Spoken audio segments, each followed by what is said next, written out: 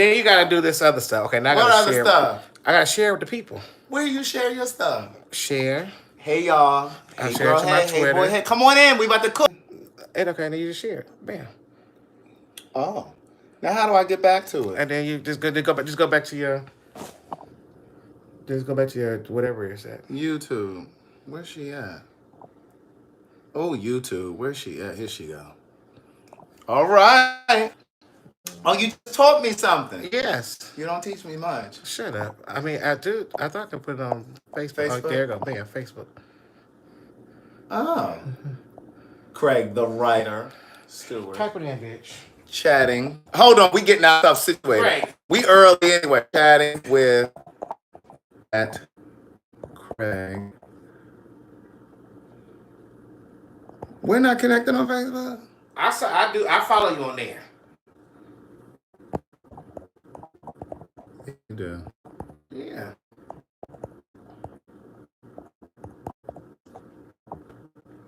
You ain't got no stool or nothing. So I just stand up in the fucking kitchen. I do have a stool. Where? You made me sick. Where's the stool Get the video together. Okay, my video is fine.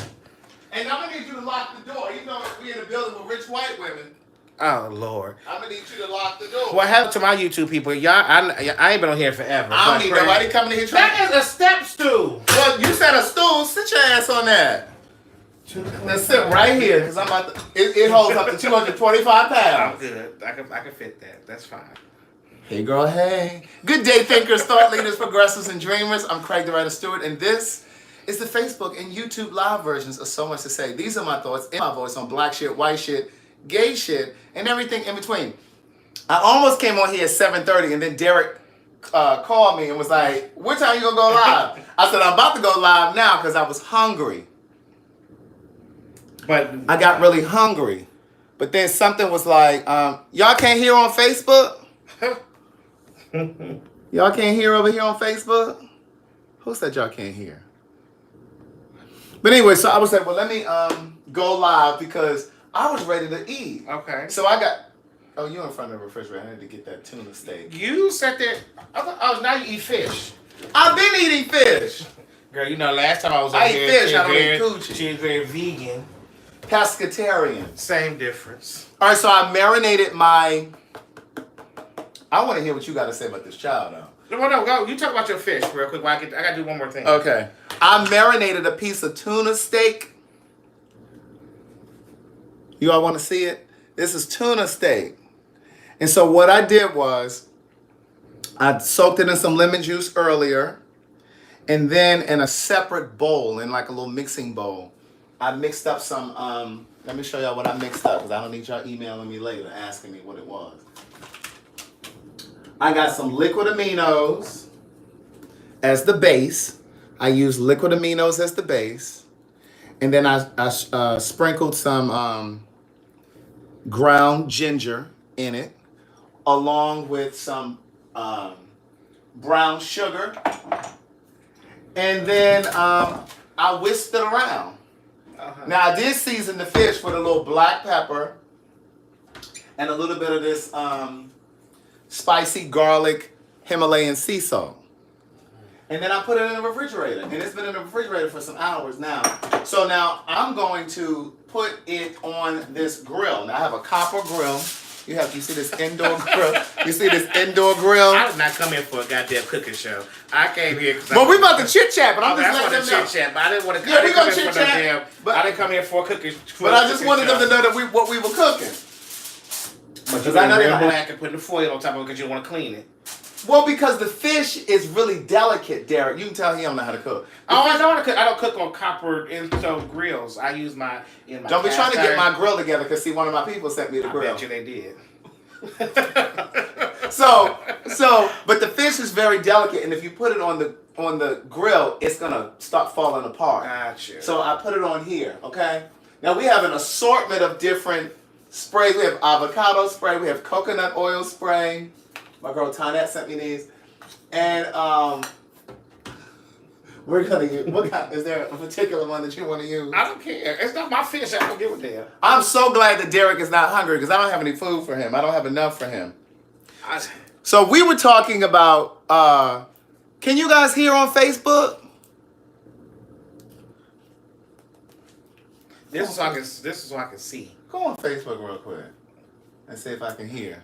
I don't know if I have Facebook on this phone. You know. I can just download it real quick. But yeah, so we wanted to talk about get out my cabinet. Y'all on my cabinet and stuff. I'm downloading Facebook. So about the Flame Monroe interview. Yes. Okay, so Flame Monroe was on The Breakfast Club. You guys know because we talked about it. Okay, well, see, I don't know these things. My sister keeps me abreast about all this stuff, right? So she's like, "Did you see this interview?" I'm like, "No, I didn't see the interview." Did she know who Flame was? She knew. Yeah. Okay. Yeah. How old is your sister? 34. Okay. Yeah, 34. She'll be 35 this year. Okay. So yeah, so she tested out watching. I'm like, okay, cool. No, I didn't watch it, so let's watch it. So I watched the interview, which I thought was a really good interview. I didn't see. I am not an uptight gay. Like, you know what I'm saying? Correct. Right. I get. She's a comedian.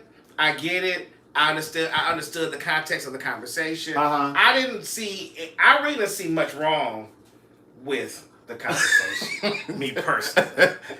Now, I'm gonna tell you right off the bat, and I was telling Derek earlier that I literally Tanari, can you not hear over on Facebook? I don't know, can you guys not hear? I don't see my comments and stuff like I normally see on Facebook. But I just talked to Flame today. I literally just was on the phone with Flame earlier today. And we talked about the interview, but we had talked about the interview before. Like, I knew Flame was going on there that week up because we had talked that week. And she was like, "Oh, I'm going on the Breakfast Club." Right. And I was just like, "Oh." They said, "No, we can't hear on Facebook." Hold on. Let me see what's going on. Girl, is that I think it may be because it was connected to that speaker. Yeah. What about now? Can you guys hear now? I think it was because it was connected to the speaker.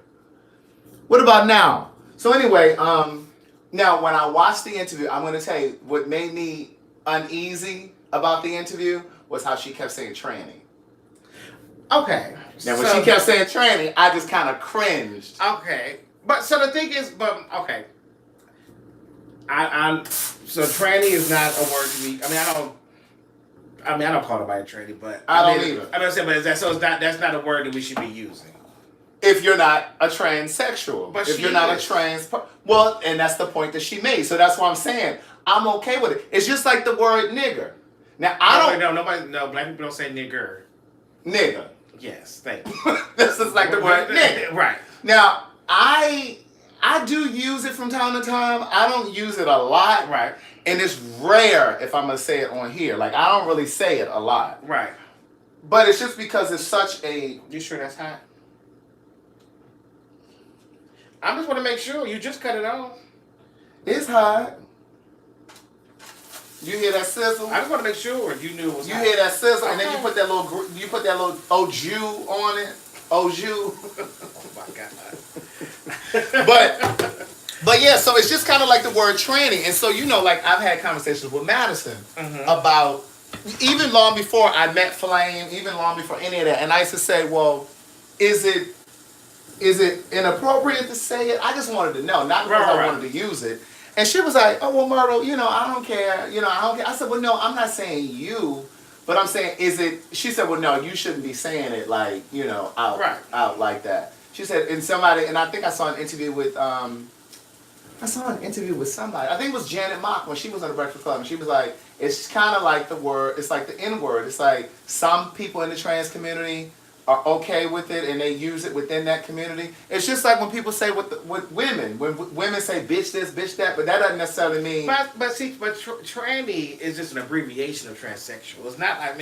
It's kind of like right, and I get that. Yeah, that's how I took it. I don't see where it could be. But I'm not in that position, so I don't know. Right. I'm also steaming some broccoli over here. Oh. I have some broccoli in the steamer. Y'all don't need to see that. But yeah, no. And so so when she kept saying tranny, I cringed, and then one of them caught on to it. I think it was Envy. He said, "But now you keep using that word." He said, "We're not supposed to use it." She said, "No." Right. You're not supposed to use it. But see, what happens is, and I had this conversation with Madison one day, what happens is, I think that what people in the trans community are so outraged because they think or they feel that if she's using the word so freely and so publicly on these platforms, that she's giving license to people to now start saying, especially when she says, I don't care if you call me he, she, or we, right? Where most trans women want to be respected and called he, she, and her. But see, but the thing that bothers me about this whole conversation is that, because I've been put in this position, Flame, right? Yeah. Yeah. So she has this new, bigger platform, right? Right. And the thing that upsets me when you do get to another bigger platform is that then now you have to represent everyone. You have to now be a spokesperson. I don't want to be a spokesperson for you. Like, you know, I got it. You know, they say he doesn't represent black gay men. He's not a representation of black gay men. They said that to you? Yeah, they said, oh yes. He's not a representation of black gay men. I hate that they put him on television. I'm not trying to represent all black gay men. That was never my goal. I was not trying to walk around and hold no flag for nobody. Your damn self. But my damn self. And I think when I listened to the interview, that's why I understood, because she was speaking for her. Right. That's it. Was speaking for her own self. Well, you know, to be honest with you, that was one of my fears when I first released my... These motherfucking tongs won't let me... Oh, because the fish is so damn delicate. The fish is so delicate, Derek. But when I first released my first book, I was afraid because I felt like, Craig, you're really exposed, because it was my story, but it wasn't just my story. Like, I was writing about some of the shit that goes on, like the online shit, the anonymous sex, you know, just a lot of the stuff that goes on in the gay community. Not to say that it doesn't go on outside of the gay community, but the credit card shit, like all that. I was writing all that shit, and I was afraid that the black gays in particular were going to turn on me and be like, how the fuck he going to go out here and tell all of our secrets? Right. You know, tell what's going on. But then also I felt like they were going to feel like with me writing that all of a sudden I was going to give this perspective to people outside of the gay community that all of us do this. Right. That all of us, and it's just like, no. And if people are that ignorant and small-minded to think that an entire community does that, and it's the same thing with this thing with Flame. Yeah. And that's what I was saying with Madison. But the thing with Flame is that Flame is an entertainer, is a comedian. And that's so what we she said. We have to put that in context first. And that's what she said. She said, I'm an entertainer first. And what I will say is that watching that interview, hell, Charlamagne the Indian never had that much damn fun on the damn show. Exactly. Ever. Exactly. Like some of the things, so she came and did what she was supposed to do. What she was supposed to do, it was to entertain. But the thing was, what she did, she always said she was speaking for herself. Right. I'm not speaking for everybody else. And I think that what happens is, because she's a trans comedian, there's this expectation that she's supposed to walk a line. But like Dave Chappelle is a comedian, he uses the word nigger, he talks about black people shit and da-da-da. So like black people aren't outraged saying, well, why are you saying all this stuff in front of white people, da-da. So why should a trans comedian can't use why she can't use words like tranny and like my thing is, again, I'm just playing devil's advocate. Like, why can't she? And that's what I said to Madison. I said to Madison the other day, I said, but Madison, I understand that you want to be respected as he, she, and her. But you don't speak for all trans people. Maybe you speak for a good proportion, but every trans person doesn't have that experience. But the thing... You're trying to self-esteem her. Go ahead, I'm listening. Now the thing is, like I said, I want to speak for the person I know. I ain't speaking for everybody. But the thing is, you know, when Madison first came out, there was a big old controversy about Madison because she was representing herself as a porn star. Yeah. And we talk about that all the time. So the thing is, like, now that you decide to switch over, and now you want to say, well, no, can't nobody else do it. Everybody has their time to do what they do. Right. And maybe 5 years from now, 10 years from now, maybe Flame will step back and say, you know what? I might have been doing too much. I understand it and I get it. Right. You know, but I will say this. When Flame came to the show, to the Queen's Court, we did a podcast, and one of the things that Flame said, and I had never thought about it like this, she said to, because you know they getting hair and makeup together, and I'm putting together the show, and so it's a lot going on, but we were still recording. And so Madison says girl to every, just like she says Myrtle to everybody, right? Now, when I first came into this community, and I've said this before, I used to really cringe, and I wouldn't fuck with you if you ever said girl or you know, Miss Thing, like talking to me, because that's just where I was in my journey. I wasn't comfortable with that. Don't call me girl. Don't call me she. Don't call me sis. Now that I've matriculated into the community, okay, I get it. I've matured. I don't give a damn what you say. I know who I am, and that's it. But I don't identify as she, her, or hers. Gotcha. But Madison will say, "Oh, girl," da da da da, and that's just a thing that people in the gay community do. Right. But Flame brought up an interesting point. Flame was like, "But you want to be recognized as she, right?" She said this to Madison. She said, "But you keep calling Craig girl and Miss Thing and lady and da da da." She said, "He doesn't identify as a woman. This is a man." She said, "If you want people to respect your," when I tell you it took me to it, she said, "If you want people to respect your pronoun, then the trans community have to respect else's pronoun." Yes, absolutely. That is true. That's very true. And I was just saying, wow, I never really thought about it that way. So, with the conversation, I mean, she had a lot of good points, and I think there was a very real conversation. It was. You know, it was a very real conversation, and it was a very blunt conversation. Very. That I think people were able to understand. I don't know if it's done. Oh, it is done. Derek, first of all, this is tuna steak, and it's not supposed to be black, okay? No, I understand. But it's not supposed to be tartare neither. No. No, it's not tartare, because see, I don't eat that pink meat. We'll cut it open and see. That's the end. I want you cut in the middle. Oh, you think I should cook it a little bit more? Well, I don't know. You the cook. Look now, man. Oh, she too pink. I know. Let me get her back on here. Let me get her back on here. I told you I wasn't done. Yeah, let me get her back on. She ain't ready. She is not ready. But yeah, it was a very honest conversation. Now, so other than the tranny part, did you feel there was any other disrespectfulness in it? No. Okay. So after we get done watching this... Wait, but let me say this. One of the things that people kept saying was problematic also was that she kept saying that, did she say on this interview that black trans women are getting killed? No. Yeah, she did. She said that, because they asked they asked her, how was it being trans back then? And she said, well, it was safer being being trans, but now, you know, people are shooting you and get killed. Right. That's the extent of that. That was okay, because I was about to mix it with something she and I talked about on the phone, so I had to catch myself. Gotcha. But no, she did mention that. The only other thing that I think people were saying was problematic was. But what's problematic is that people cannot, like, if you have a platform, you should be able to say what you want on your platform, regardless if you like it or not. Right. But the thing is, that's what I feel is problematic, that you now have to now edit everything you say to make sure you're making everybody damn happy. Right. You know, and you can. So let me tell you something. The biggest thing, prime example, was it last season, 2 seasons ago, when Nene had that gays and girls party. So Nene called me and was like, "Hey, Derek, I want to have this party with the gays and the girls and da da da." So I'm like, "Girl, it's cute, girl. The gays and the girls will come to the party, blah blah blah." I thought nothing of it. I thought because I mean it's the gays and the girls. The gays and the girls gonna be at the party. So what? I thought nothing of it, baby. So I called my friends around and said, "Why y'all coming to this party? Y'all coming to this party, girl? Give it a little bit more time." Give it a little more time. So I called everybody like, "Hey, what's going on? Are you going to this party? You going to this party? Going to this party?" And they're like, "I'm not going to that fucking party. That is it." So they just go crazy. These were gay men saying it's disrespectful to the guy. I was like, "Is it?" I was like, "What?"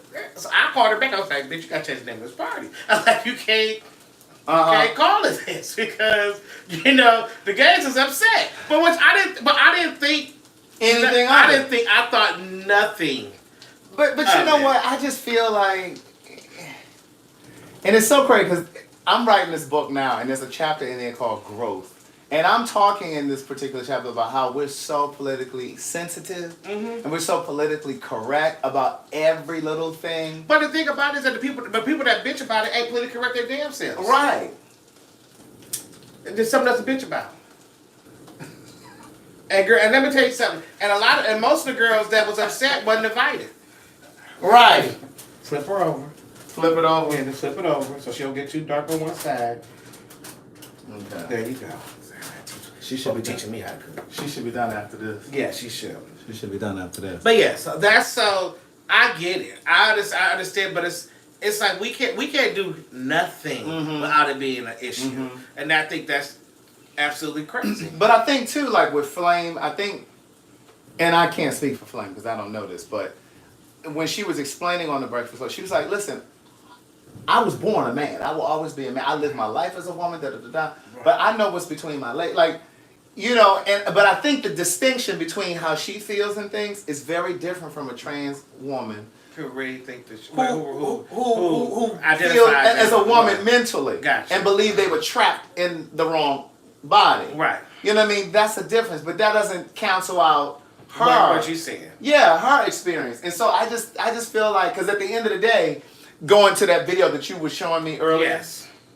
What they're really saying is, Flame, your perspective doesn't count. Yeah. Because it goes against everything. It goes against right. And we need to change your language. We need to change how you say this and how Well, we got listen. So the video. So after I watched the interview with Flame on Breakfast Club, then my sister said, "Well, hey, have you heard of King of Reeds?" And I'm like, "No."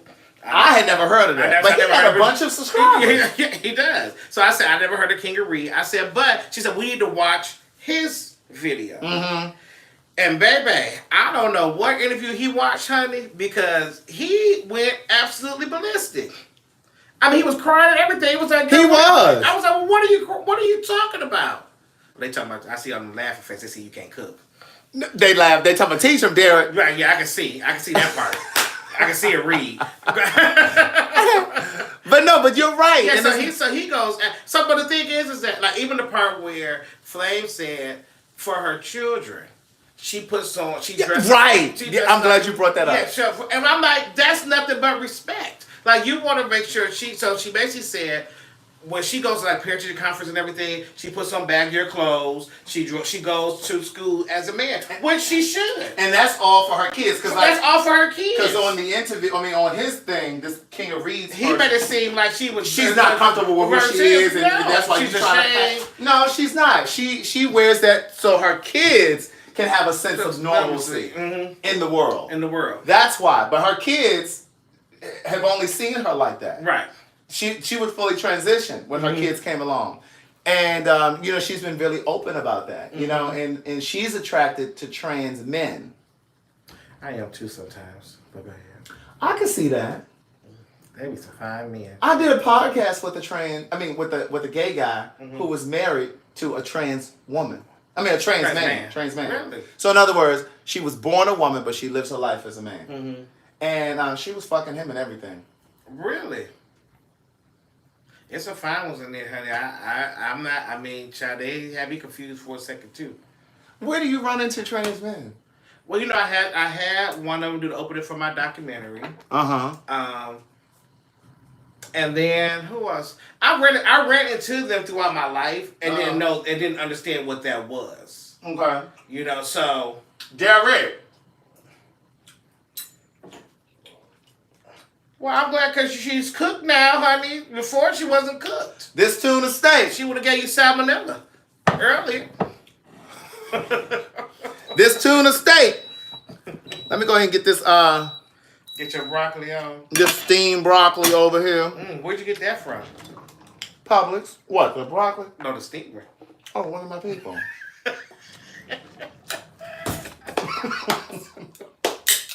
Derek. Oh my goodness, I cracked myself up. Don't act like that, Derek. I'm not. I just asked a question. But in the King of Reeds video, I just felt that he took stuff way to a different. I don't even know what interview he was listening to because all the stuff that he was talking about, he was like, "What is you talking about? Why are you so upset? What are you so upset about? Because all the stuff that you're saying that you heard in the interview wasn't even said." And my thing is, as I was listening to it, He was so emotional. And it's like, you can't come to any type of resolution. I was just imagining if we were sitting at a round table, trying to have a discussion about this. You can't even participate in a conversation like that because you crying and all upset. And it's just like... Maybe I felt... Honestly, what I felt like is that he wanted to be a trans woman. Is that what you thought? That's what I got. Because he was so upset. You want to relocate over here to the... Oh, now we got to move. Derek. Well, we can stand here. No, I mean, I'm fine. I mean, I'm sure you would like to sit down and eat your stuff. I would. That's why I don't know why we sit up in here anyway. Well, I had to cook. Then you taking the light away. Well, I mean, I got to... see. Now you got to clean off this table that ain't ready. Derek. Yeah. You just come right here. I know, but what's... My phone charged. I guess it's charged enough now. It's okay. Come on. I hope your phone is charged. My phone is charged. Okay, we moving along. Derek, stop acting like that. Okay. Oh, shoot. Okay. Yeah, unplug it. I did unplug it. Okay, we'll move this where it's supposed to go, Craig. Right here. We're going to bring you down. Let's move this. Okay, yeah. Move that plant. Bring your people down. Yes. Yours is made a little different than mine. Because it's newer. I like yours, though. It's the 2019 version. Really? You tried it. Get your Where's plate. my plate? Would you like me to get it to you, too? Yeah, can you pass that to me, please? And now I'm tell you about this bitch. How do you invite somebody to your home and you cook dinner and then don't even offer them no fucking food? They say, oh, I ain't have enough for you anyway. No, you said you already ate. And I said, oh, well, thank God, because I didn't have enough for you. Father God, we thank you for the food we're about to receive. Let it be for the nourishment of our bodies. In Jesus' name we pray, amen. Well, the nourishment of my body. Because you're not consuming anything. Would you like some water? No, you have cheap water here. I got Fiji. Today? That's how you gave me Deer Park. Well, that's because I had run out. And it was not Deer Park, it was Dasani. So what's tea?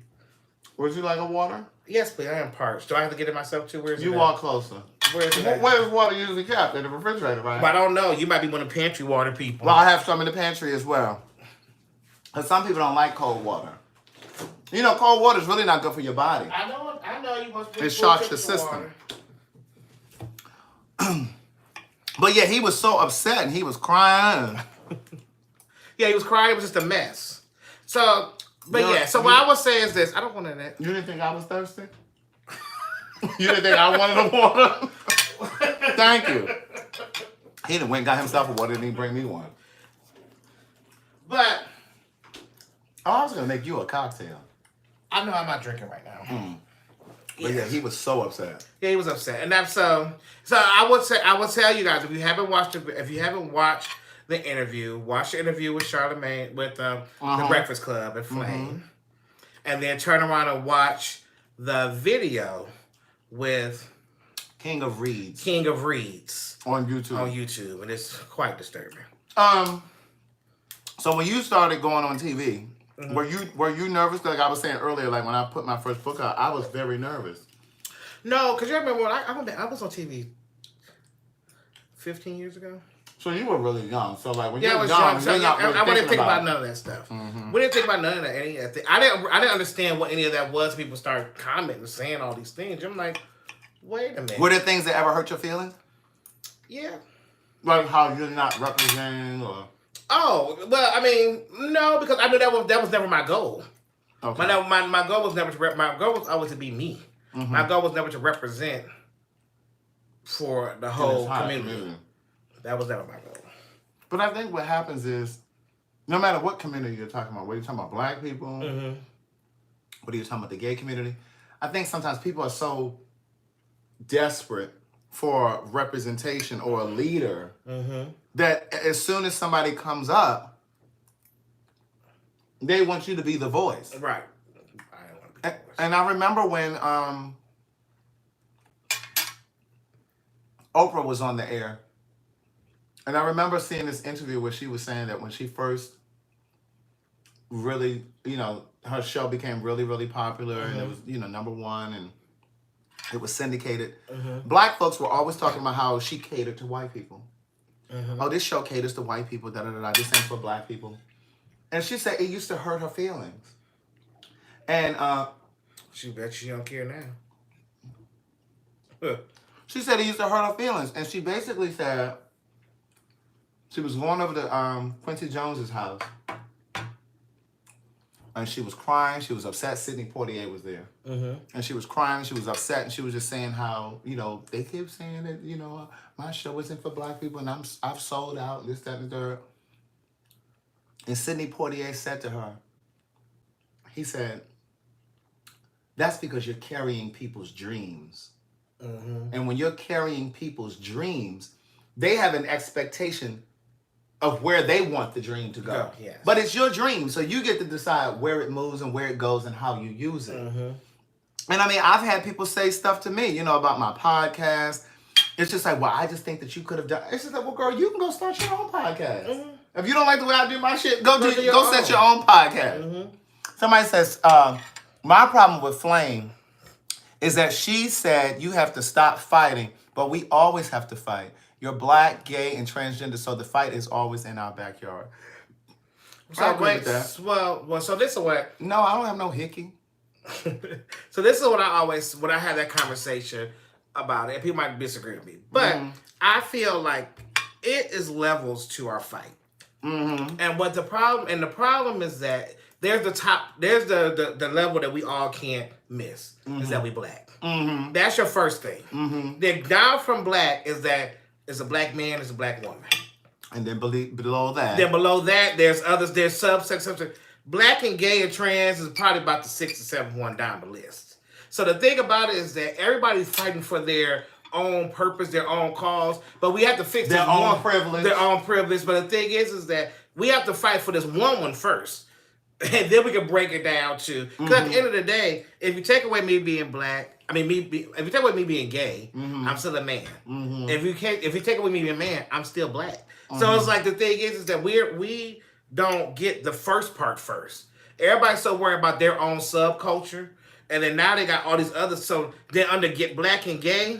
And black and lesbian, now it's cis and trans and this and that and non-binary. It's all these other things. I can't even keep up with all this stuff. I can't keep up with it either. So it's so many other things we gotta fight for that we have to first fight just being black. Like let's come together first as black people. And my thing is, I just think that we sometimes are so quick to try to find where we disagree instead of focusing on the areas in which we agree. So, for example, like, one of the things that Flame said that I absolutely agree with is, while I do understand the importance of pronouns to trans people, whether you're a trans woman or trans man, I understand the importance of pronouns. But she makes a really good point that what they really need to be focusing on is their health care, because this particular president has stripped them of everything that President Obama gave them. He's pulling them out of the military. You got trans people that were serving in the military. They just got, what are they supposed to do for a living now? You understand what I'm saying? So I just feel like while it is important, there's other things. There are higher, more important things to be concerned with. And I don't know. I just think that we also, too, as black people, we have to figure out how to disagree, but still be able to do business together. It's still support. We can disagree with each other, but support. Yeah, so, I just thought it was a good interview. I did, too. I thought it was funny. I was enlightening. I really think it should have been longer. It should have been longer. And I do think that... I'll tell you a little something when we get off of here. And I do think that the King of Reed's character... personality. I think that he was very to the left, because it was a very emotional driven conversation that was like a rant. Yeah, it was an emotional driven rant that didn't really have a lot of merit and basis. Yes, to it, because everything was said was not part of the interview. So that's how I felt about that. But I do have another situation that we'd have to talk about. Oh, what's that? So we had this conversation in the salon. So we had this conversation in the salon. One of our clients was in the salon, and we were talking about. I randomly me and my talking about something. I don't know how we got this conversation, but so I read it was like, can you get penis enlargement stuff? Like, like, is that a thing? Like, well, I didn't know. So one of our other clients that was in there, she used to work in erectile dysfunction clinic disorder. Yes. So she was talking about this. We had that thought conversation. Then she talking about men and prostate cancer. Well, Dwight from the Housewives used to talk about having a penile implant. Oh, really? Yes. I mean, I never talked to Dwight about his penis, so that's not... Well, he used to tell me all the time. I don't want to hear it. But she also mentioned that a lot of men were brought in for their prostate exam by their wives because they, and can't get up. No, because they were. Oh, they were fingering them. Yeah, and they. Oh, wait a minute. Wait a minute now. So wait a minute. Let me, because I think some of y'all missed that. Right here. So some of these men that were coming in for their prostate exams were coming in because their girlfriends or their wives had been fingering them and felt. But it's also the same with a lot of women.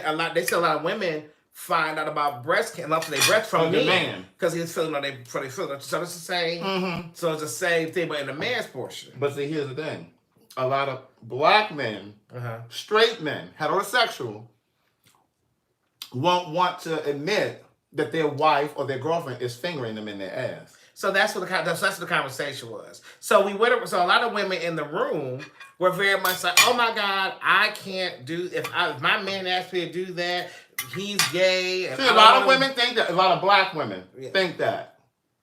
And I've had that conversation with them. I even did a podcast about it. Mm-hmm. I had a black woman on here. She and her boyfriend. Mm-hmm. And then I had another woman, a black woman.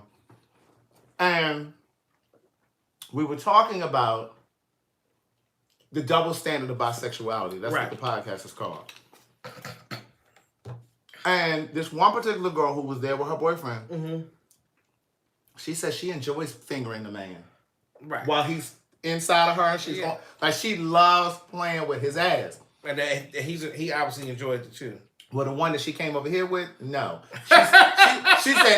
He said she's never done it to me and she better not ever try that. He was completely against it. Okay. But she said in all of her previous relationships, she got the men comfortable to do it with it. Mm-hmm. Right. And she said, and some of them weren't okay with it at first. They would kind of flinch or whatever, or they would move her hand or whatever, but then eventually she got them into it. And some of them even started to ask her to do it. Mm-hmm. But as I've had this conversation plenty of times before on here, I've said to them, just because a man wants to be fingered by a woman doesn't mean he wants me to do it. Just because a man wants his woman to peg him, P-E-G. That's the one I was just telling you about, the podcast I did. But this guy was gay. Right. And he was married to a trans man. Just because a man wants his woman to peg him, that doesn't mean he wants a man to fuck him. Right. A man's erogenous zone or G-spot is in his ass. Mm-hmm. But see, this is where we as a community, black folks, we sometimes think so small. And we automatically want to say, we want to call into question somebody's sexuality. Oh, he must be gay. Or, No. And, I agree. Well, what I like to argue about with women, with this, well, not argue, discuss with women about this conversation is that one, I hate the fact that people diminish homosexuality down to just sex. Right. It's more to that. Right. Then I say, well, hey, if that's the case, if a man want to get his butt played with, he's gay. He want to do what? Get his butt played with. He's gay. Then I think that it should theoretically work. If I decide I want to have sex with a woman, then I could be straight. And that's a conversation that Madison and I have all the time. That doesn't make us straight. You just had an experience. You just had an experience. Well, that goes back to the point that Tank was making that day. And that's what I'm going to bring that where they tried to blow it out of... That man didn't say he was sucking dick. Well, now listen, I will Even though I have been hearing for years, the streets have been talking about him, but that's not what he was saying. That's not what he was saying. And I like, if that's the case, Tank likes gay sexual experiences. That doesn't mean he's gay. He just like gay sexual experiences. No, why wouldn't he just be bisexual? What's I don't really believe in bisexuality. Oh, so King of Reeds, just because you don't believe No. He can be. I said I don't. Okay. Yeah. Because once again, because if I have sex with a woman, I'm not bisexual. Right. I'm a gay man that has sex with a woman. And I can. So you think he's straight, but he may like some gay sex. But when I say gay experiences, and when I mean gay experience, that means he might have his dick sucked from time to time. Well, no, not gay experience with another man. Like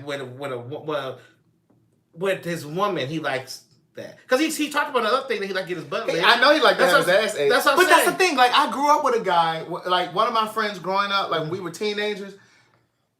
We weren't really having sex yet. Now, my friend, he's a few years older than I am, so he was absolutely having sex. Like 60. Go ahead. I quit. Go ahead. Go ahead. Say what you got to say. No. Come on. Finish your thing. He's a few years older than I am, so he was definitely having sex, and he was dating this girl. She wasn't white, but I think she was biracial, though. I think one of her parents may have been white. That girl was eating his ass when we were 14. And we were kids, so we just thought that was so disgusting. And we were like, "She doing what?" He's like, "Yo, it feels amazing." Like he used to talk about how good it felt, and then, you know what I'm saying? But that was something that black men weren't, and it's a lot of black men, straight men, that still have never had their ass licked because that's not something that women are really into. There are women that are into it, but that's not really something that women. You understand what I'm saying? Yeah, I get it.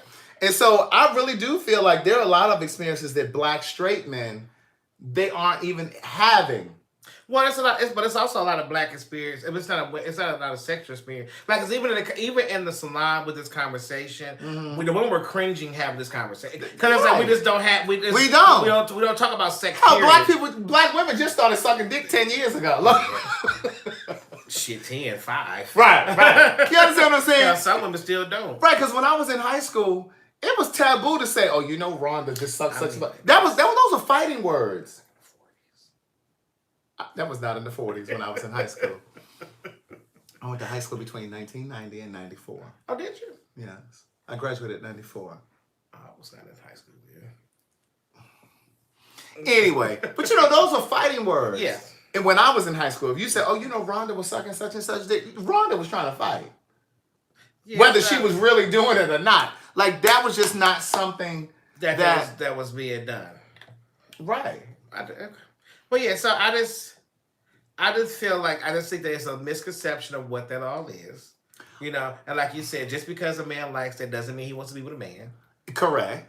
And just because he wants his ass tasted. Yeah, or fingered by a woman. Yeah. Or if he want to be pegged by a woman. You think that makes him? He may not want it. No. I'm not saying that makes it. No. I'm not saying that. Oh. But that is a lot, though. That is a lot. But see, here's what I want.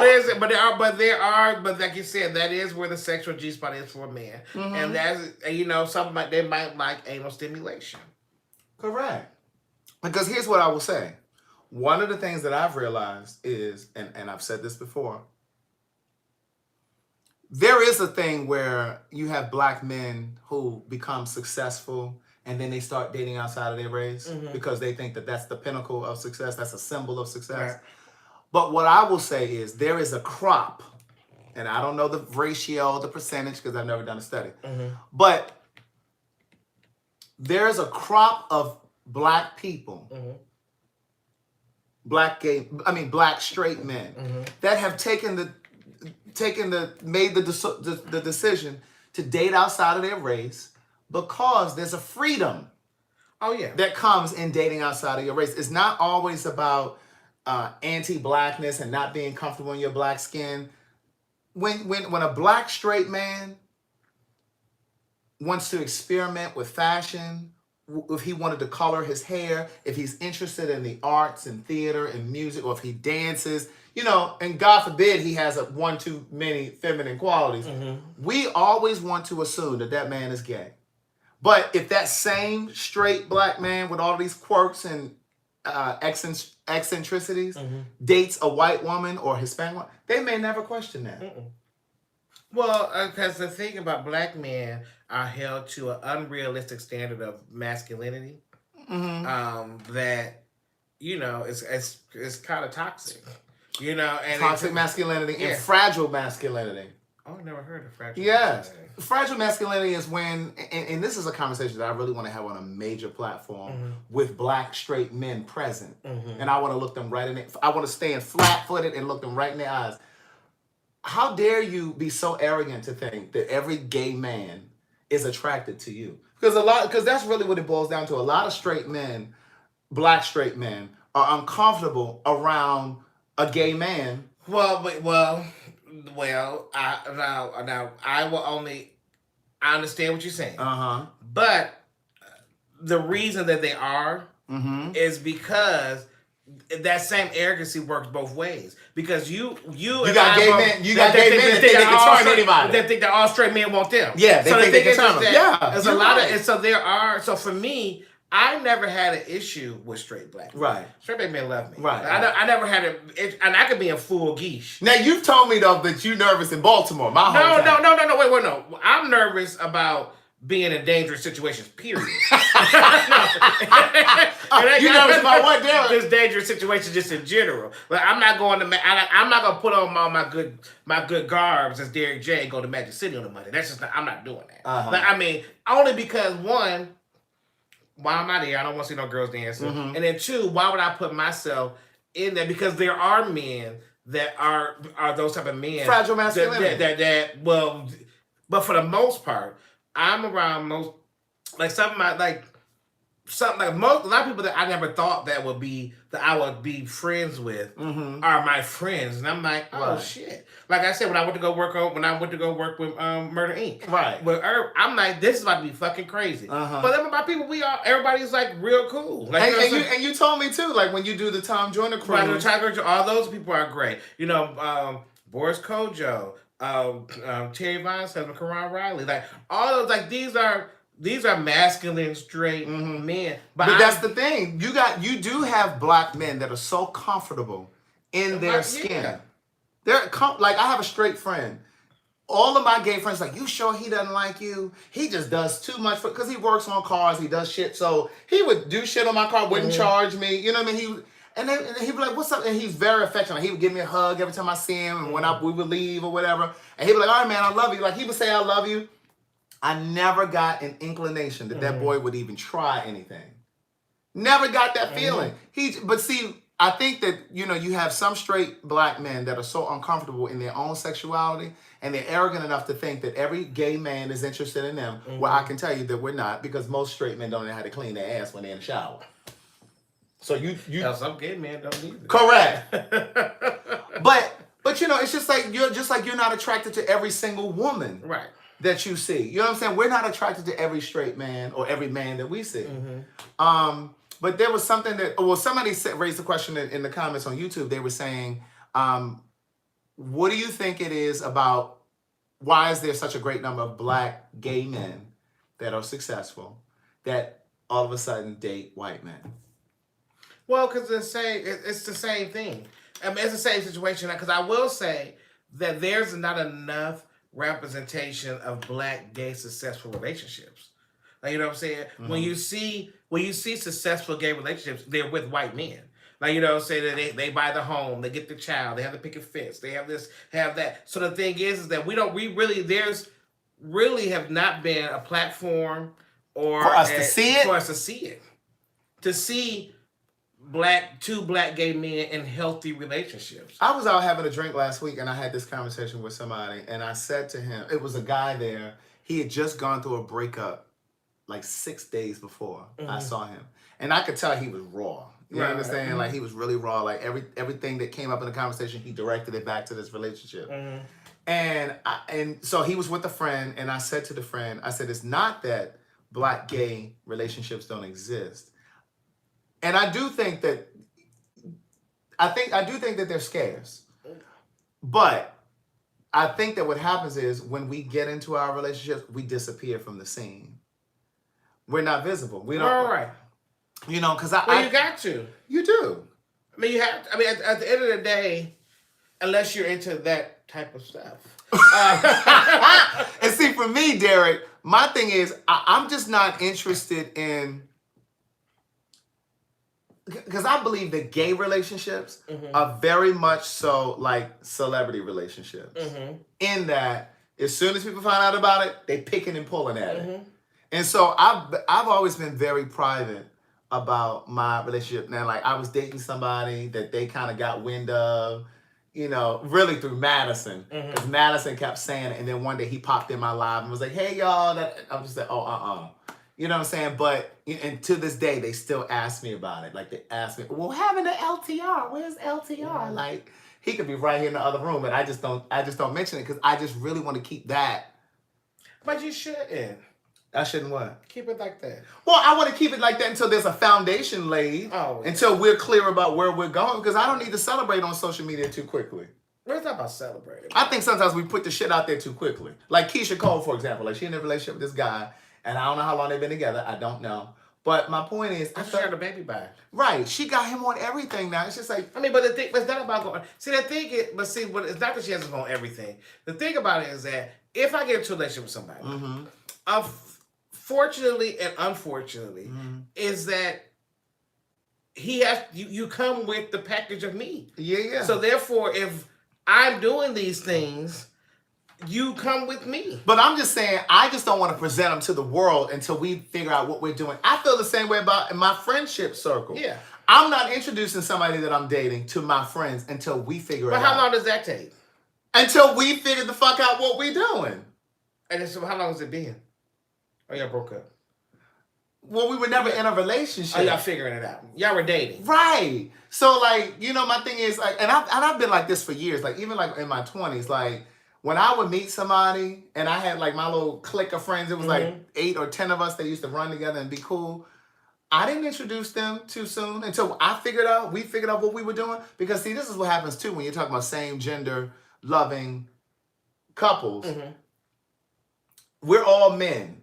And so here I bring you around and you and I haven't figured out what we're doing yet. Now here I'm bringing you around my friends in 2 weeks. And then you fuck around and start liking one of my friends. No, you need to get to know me first. You need to get to know me first. You don't need to meet nobody else until we figure out what the fuck we're doing. That's just in general. That's what men. Well, that's what I'm saying. It's just like for the women, like don't bring your man around your girlfriend. Well, I think that also back to why I think that black men don't understand the art of dating. They just go straight into relationships. That's why there's a chapter in this new book called Dating. Yeah, you have to date. You do. And dating doesn't mean you date one person. That's a relationship. Like, you know. And you and I had this conversation the last time we went out. Yeah, but no, if you're dating. Yeah, but you know how some of you gays are. You go out with somebody 3 times, you think they belong to you. No. But what I'm saying to you is that, what I'm saying is that if you're dating someone, it's okay for that person to be dating someone else too. Well, I understand that. But what I'm saying is, you know how you gays are. Then why are you not saying you gays? Because that's how you gays do.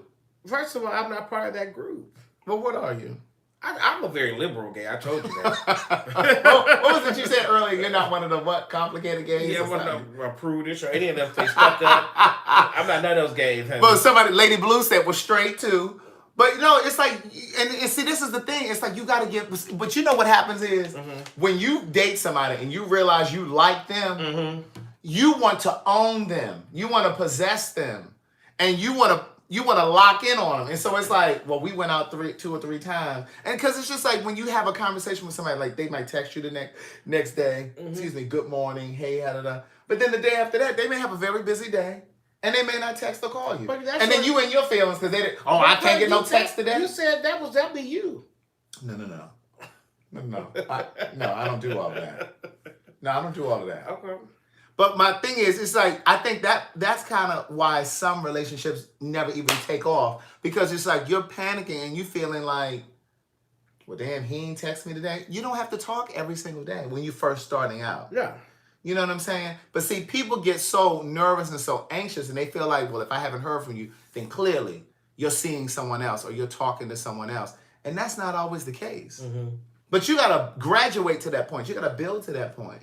And I think that we miss that. Like I said, like you go out with somebody 3 times, 4 times, and all of a sudden you run into them somewhere at a restaurant and they're on the date. Mm-hmm. And you in your feelings because all of a sudden you feel like you betrayed me. Well, because nobody has no. Well, the reason I feel that happens is because nobody really wants to keep it 100 with the situation. Nobody wants to say that we're dating. The thing is that it's one thing because they'll say, "Oh, we were just hanging out." No, not even that. The thing about men in general is that they like to play house. But see, you want to play house, and then when people want to start acting like they be really married, then you want to have an attitude. Then you want to act like, "Oh no, like no, bitch, they ain't able to do that. Like that's not playing those type of games. Like don't play house with me. Like that's not. I don't. What is playing house with you? But playing house to me is that you do all the things that you function like you function like it's a relationship, but it's not a relationship. And so you're having sex. You're cooking for the person. Yeah, you're going out. You're spending the night. You got a key. Yeah, you got all that. Y'all, it's all that playing house shit. Uh-huh. And then when you start demanding it back, then they be like, "Oh no, that ain't what this was." What the fuck you mean that ain't what this was? Are you absolutely crazy? Like, what are you talking about? Like, this is what the fuck we were doing. But you know, Derek, I will say this. Wait, what they say?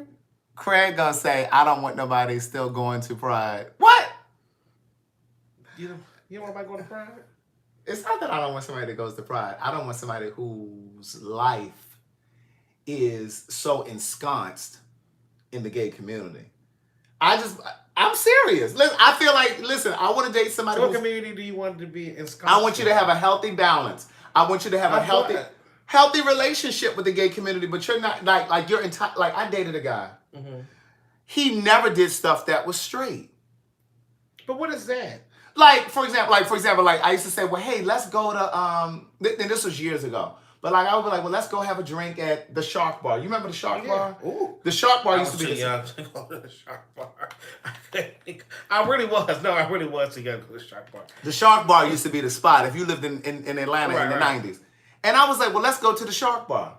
Oh, I don't go there. I don't go to places that aren't gay.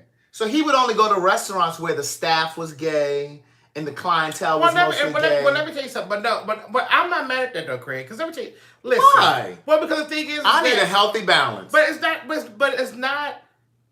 That ain't cool. You can't say that. Because so we can only go to Joe's on Juniper? But the thing is and Cow Tippers? But straight people don't be like, oh my God, I got to have a healthy balance between gay life and straight life. No, they go to straight shit. They go to straight. But we live in a straight world. But we do.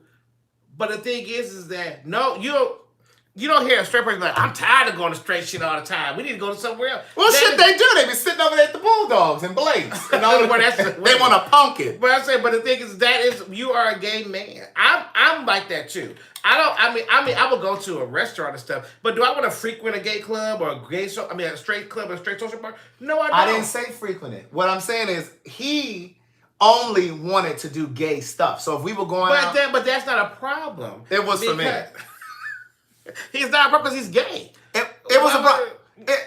It was a problem for me. And in the 90s, it was plenty of gay things. You can do something every day of the weekend. Oh, absolutely. That's what I'm saying. It ain't like that now. It ain't like that now, but absolutely. So now you got to find straight stuff to do. But in the 90s, it was plenty of things to do. It was a multitude of things to do. But my point is, I understand what you're saying, but what I'm saying to you, though, Craig, is that you still... That's just like I don't always want to eat Chinese food. That's not the same comparison. It is. Or every time I travel, I don't always want to go to Jamaica or the Bahamas. Still not the same comparison. Okay, go ahead. What I've been saying to you is that you're not a straight person. Right. So the thing is that you can't fault someone to want to stay within his community.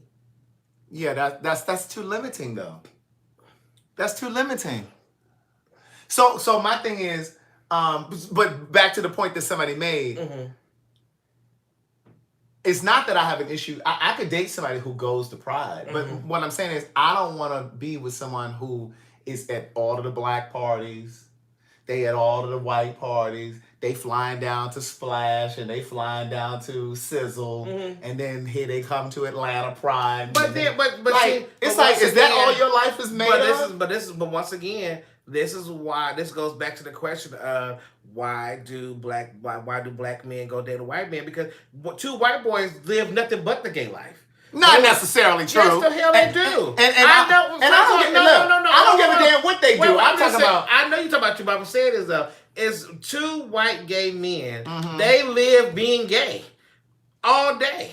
They go to the gay bakery. They go to the gay grocery store. That's their business.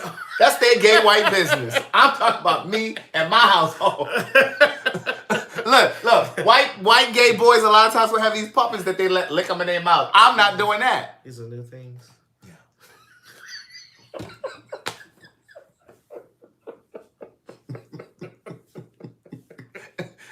Listen. All I'm saying is, I want to be like you when I grow up. I want a guy. Can you teach me this, please? I want a guy. Oh, listen, I have 4 books of quotes to give away for the next. Huh? It's done. No, the book of quotes. I have 4 of them to give away for the next 4 people that purchase a hoodie over at CraigTheWriterStewart.com. So if you purchase a hoodie, I don't care which one you purchase, not a coffee mug, not a t-shirt, but if you purchase a hoodie, the next 4 people, I have 4 more to give away. You'll get a book of quotes too. But no, what I'm saying is,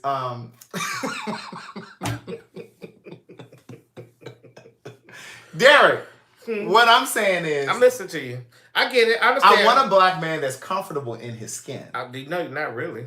No, I do. I want him comfortable in his skin. I just don't want him to be so entrenched in gay life. Like every day of the week, you got to be at the club. You got to be every. No, I get it. I understand. Because I think sometimes we get stuck. In what? Different scenes. You got the black gays that get stuck on the ball scene. You got the gays that get stuck on the club scene. You got these men that are in their 50s and they still going down to the club every week, with their baseball caps on, trying to look like they're 25. That's another story for another time. It is. Yeah. But you know what I'm saying? And then you got the kids that get stuck on the online scene, on Jacked and all them places, or the sex party scene. Like, you got these people who get stuck on certain scenes. But you have to be in those scenes to meet them. You got to be in what scene? The scenes they're stuck in. No, you can run into these same people in the Publix. Now, if you went to the gay Publix, say it's too busy. And see, that was another thing. He used to go to the gay grocery stores. Yes, so there's certain grocery stores. What is wrong with him indulging in the gay lifestyle that he fucking lives I'm not saying there's anything wrong with it, but like, why you got to limit yourself just to that? But that's the problem. That's the issue. Okay, no, you know what? No, you know what? It's the same thing. That's the same thing. Said you always want to do black shit. You want to go to the black grocery store. You want to go to the black club. I'm about to pull you right together. It's the same exact thing. I'm about to pull you right together. Because when I was at your house the other week, weren't you the main one that said you were about to move back to Buckhead because you need to be over by the Publix. You need to be across the street from the Publix. You need to be able to get to this place. And it's too black over here. I did not say that. I did not say that. Oh, don't show up for these people. I did not say it was too black. I said it made me a little nervous when people can walk up to my door. Why was it? That's what I said. You said it's a little too black over here. It's a little too urban over here for me. Yes, urban and black are two different things. Urban is urban. You said I'm going back up to Buckhead. I am going back because I like staying in a condo. I have a townhouse now. People can walk to my door. I don't appreciate that. That's what I said. Craig is such an exaggerator. He takes stuff to the limit. Derek, I am not adding yeast to the story. You are. Lots of it. You want to watch it rise.